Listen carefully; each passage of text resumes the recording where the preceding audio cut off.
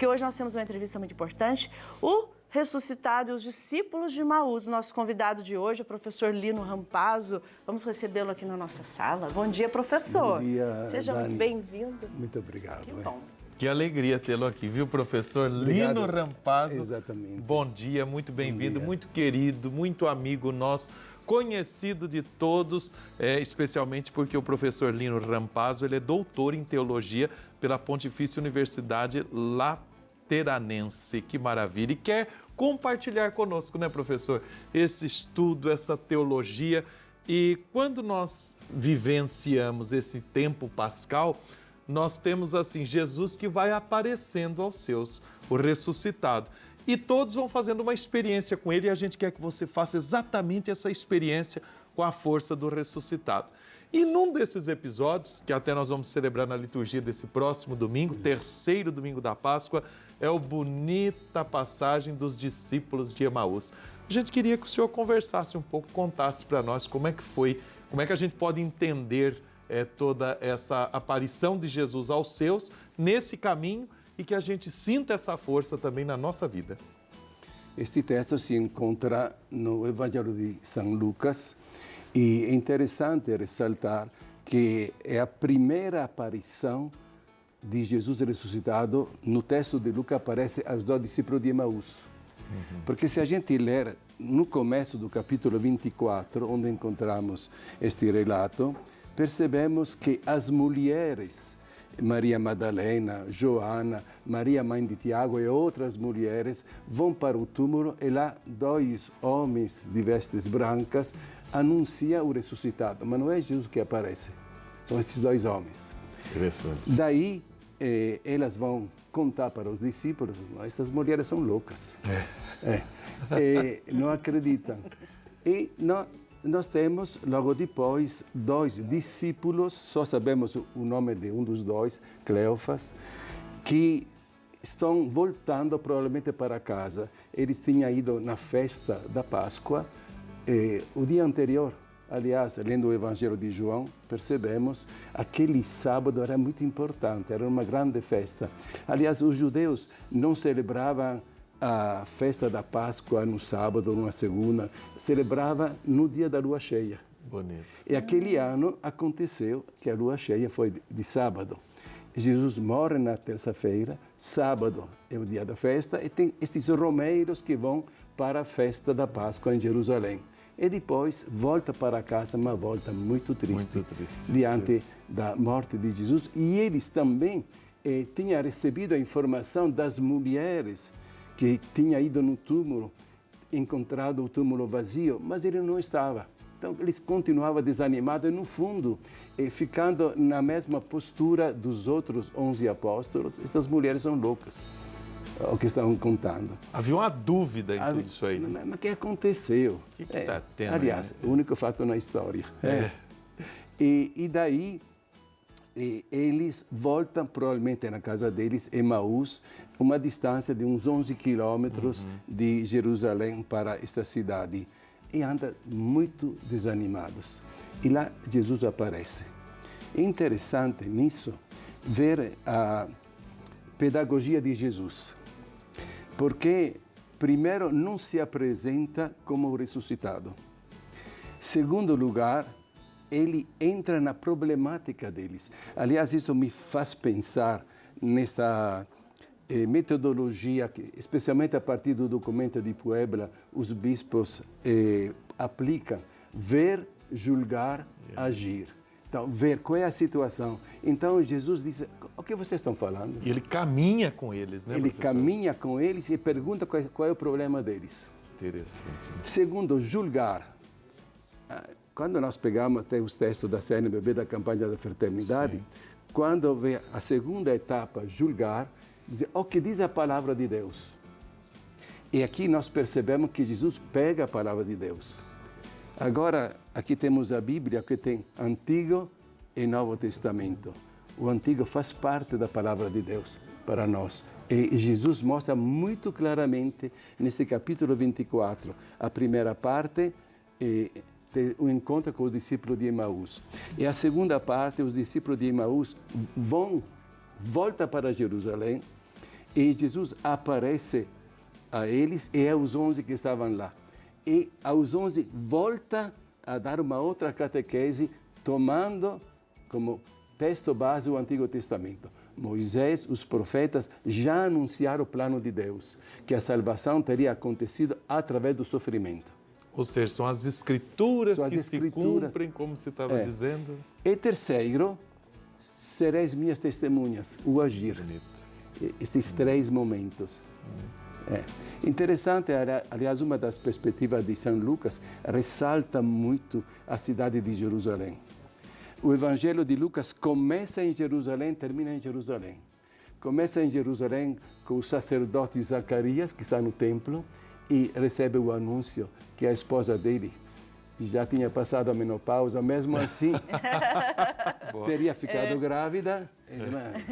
Que é isso? Ele acaba não acreditando muito e fica mudo até o nascimento do filho. E no final, os discípulos, depois que Jesus sobe ao céu, vão no templo. Termina, começo e fim. Aliás, não é só começo e fim do Evangelho de Lucas. E nós percebemos que, a um certo ponto, ele coloca toda a mensagem de Jesus numa viagem, vamos dizer, rumo a Jerusalém. Importante. Aliás, por exemplo, das 3 tentações, ele coloca a última em Jerusalém, no Templo de Jerusalém. Muito importante.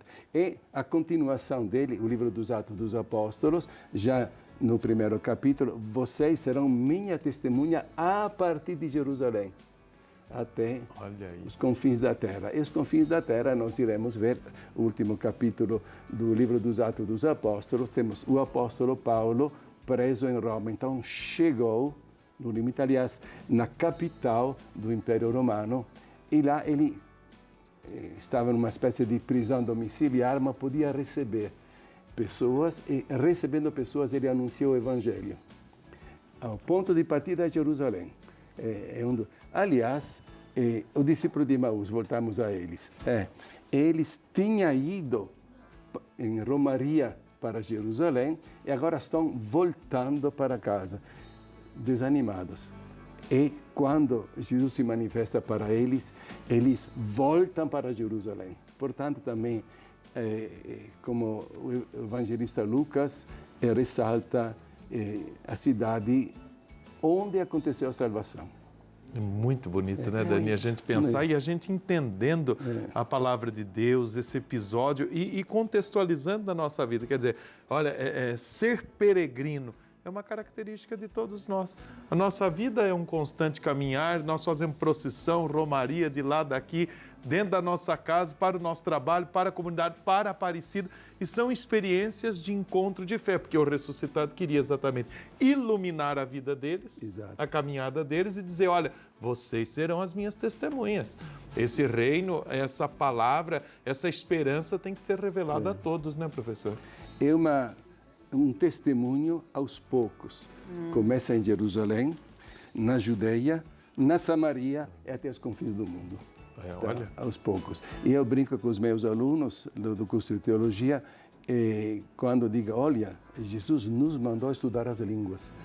Porque você tem que pregar o evangelho a todas as criaturas. É verdade. Então, como vai pregar? Exatamente. Entendeu? Aliás, nós temos este grande santo da história da Igreja do Brasil, que é São José de Anchieta, que escreveu uma gramática de uma língua indígena.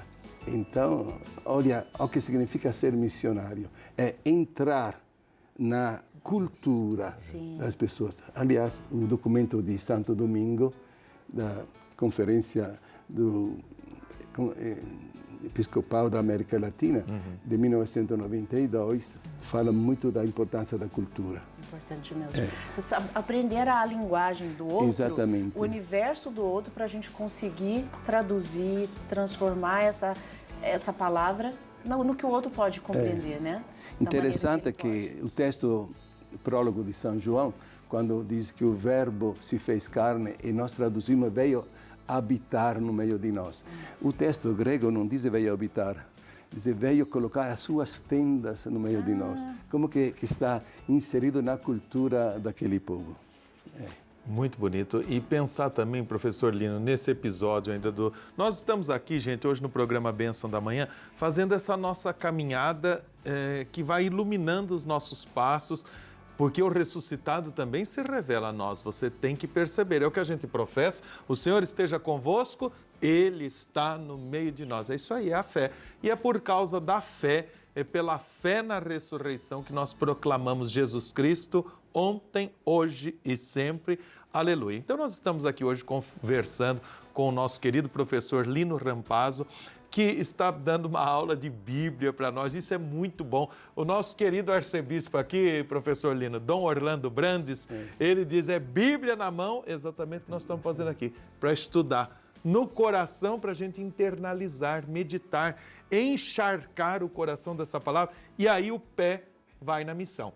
Esse episódio dos discípulos de Emaús, ele também deu a inspiração para o 3º ano vocacional da igreja no Brasil. Corações ardentes, pés a caminho. O que significa isso aí, professor? Eu gostaria de partir do início do encontro dos discípulos de Emaús com Jesus. Tem um adjetivo, eles andavam tristes. E vamos no final ficar com tanto entusiasmo que voltaram correndo para Jerusalém. E lá encontra os 11 também contentes porque eles testemunham, sim, ressuscitou e já apareceu a Simão Pedro. E depois aparece Jesus mesmo para eles. Aliás, uma das perguntas que me fizeram, por que Jesus não mostrou as mãos e os pés ao discípulo de Emaús? Para o Tomé ele tinha mostrado. O discípulo de Emaús também, é só ler a continuidade. Eles voltam para Jerusalém, estão no cenáculo onde aparecem os 11, diz, os 11 testemunham, sim, ele apareceu a Pedro, e Jesus aparece logo depois. Então, não está só os 11, estão também os discípulos de Emaús que tinham voltado. Olha o aspecto da comunidade reunida também, né? Para celebrar a fé. Para celebrar a fé. E daí, ele mostra as mãos, os pés, e aliás, ele diz, um espírito não tem carne e osso como vocês estão vendo que eu tenho. Interessante. Como São Lucas está preocupado, a cultura do seu destinatário, não são judeus, são pagãos. E ele sentia o reflexo da filosofia grega, especialmente de Platão. E Platão, quando fala do ser humano, apresenta a alma, espírito e o corpo.